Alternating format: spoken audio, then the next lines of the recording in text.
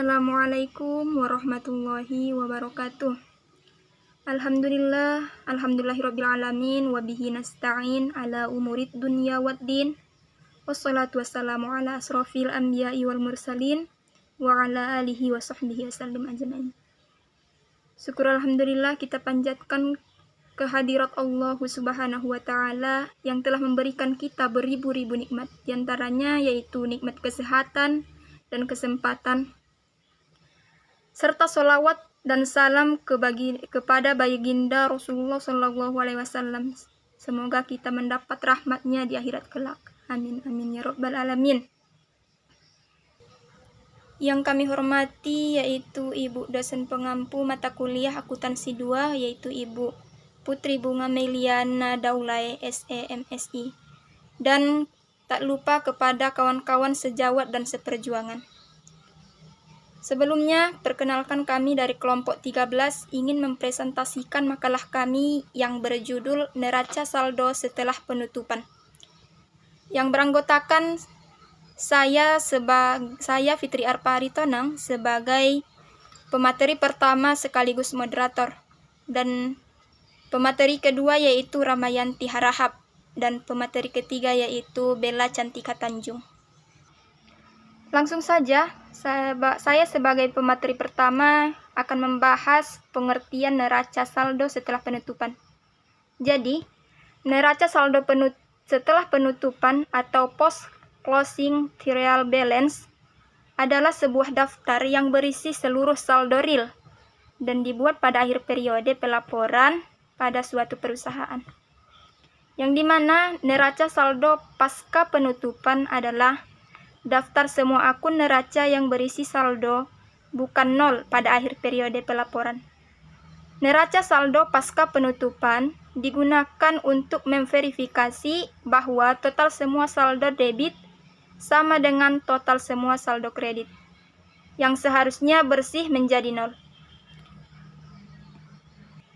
Biasanya, neraca saldo setelah penutupan ini menghasilkan akun real, yaitu harta utang dan modal, namun pada akun nominal seperti pendapatan dan beban sudah ditutup oleh jurnal penutup. Dengan demikian, seluruh akun nominal akan bersaldo nol, sedangkan yang memiliki saldo hanyalah akun real atau harta, utang, dan modal. Akun-akun real inilah yang nantinya akan dimasukkan ke dalam neraca saldo setelah penutupan. Lanjut, B yang kedua yaitu jenis-jenis neraca saldo setelah penutupan. Yang dimana jenis neraca saldo setelah penutupan itu terbagi menjadi 3 jenis. Yang pertama, neraca saldo yang tidak disesuaikan, yang dimana neraca yang disiapkan setelah transaksi, jurnalisasi, dan mempostingnya ke buku besar. Tujuannya yaitu untuk menguji kesetaraan antara debit dan kredit setelah tahap pencatatan. Yang kedua, neraca saldo yang disesuaikan, merupakan suatu laporan yang disiapkan setelah jurnal penyesuaian dibuat dan diposting. Adapun tujuannya adalah untuk menguji kesetaraan antara debit dan kredit setelah jurnal penyesuaian disiapkan. Dan ini juga menjadi dasar dalam penyusunan laporan keuangan. Yang ketiga yaitu neraca saldo pasca penutupan, yang dimana laporan ini disiapkan setelah jurnal penutup dibuat, yang tujuannya adalah untuk menguji kesetaraan antara debit dan kredit setelah entry penutupan disiapkan dan diposting. Neraca saldo setelah penutupan hanya berisi akun real, dan karena semua akun nominal sudah ditutup pada tahap ini. Yang lanjut yaitu bagian C, tujuan dibuatnya neraca saldo setelah penutupan. Adapun tujuannya yang pertama menunjukkan keseimbangan buku besar, yang dimana antara saldo masuk dan saldo keluar untuk periode yang akan datang totalnya harus sama dan harus seimbang. Yang kedua yaitu mengurangi resiko kecurangan, yang dimana selain untuk pembuatan neraca saldo setelah penutupan, dapat mengurangi resiko kecurangan yang bisa terjadi kapan saja.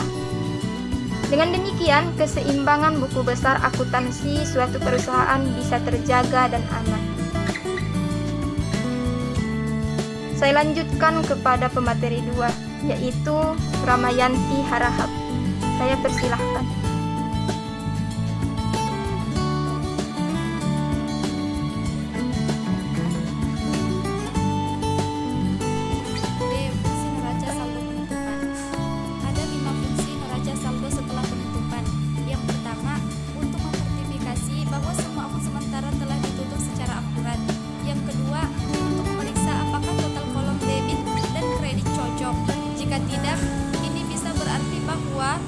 Telah terjadi kesalahan dalam menjurnal ayat penutup atau saat mempostingnya ke buku besar. Neraca saldo setelah penutupan seharusnya hanya berisi akun real atau harta, utang, dan modal. Yang ketiga, neraca saldo setelah penutupan akan mencerminkan saldo akhir untuk akun perusahaan pada akhir periode pelaporan keuangan yang saldo akhirnya dapat dibandingkan dengan periode sebelumnya. Yang keempat, aspek penting lainnya dari neraca saldo penutupan adalah membantu dalam melakukan analisis komparatif seperti tahun berjalan dengan tahun lalu atau analisis sejawat. Selain itu, ini membantu organisasi untuk memiliki pemahaman penting tentang keputusan yang perlu mereka buat mengenai berbagai metrik seperti pendapatan, pengeluaran, biaya produksi, dan sebagainya. Yang kelima, untuk menunjukkan saldo akhir dalam akun perusahaan periode akuntansi saat ini yang akan digunakan sebagai saldo awal pada awal periode akuntansi berikutnya dengan jumlah saldo yang sama persis seperti neraca saldo setelah penutupan. Cara membuat neraca saldo setelah penutupan. Semua neraca saldo harus memiliki judul yang menyertakan nama perusahaan, kata-kata neraca saldo, dan tanggal saldo akun. Setelah judul, Anda mungkin akan melihat 4 kolom berikut: nomor akun, judul akun, saldo debit jumlah, dan saldo kredit jumlah. Sebagian besar saldo percobaan tidak akan mencantumkan akun apapun yang memiliki saldo. Akibatnya, neraca saldo setelah penutupan hanya akan mencantumkan akun neraca dengan saldo selain 0. Kolom jumlah debit dan kredit akan dijumlahkan dan totalnya harus sama.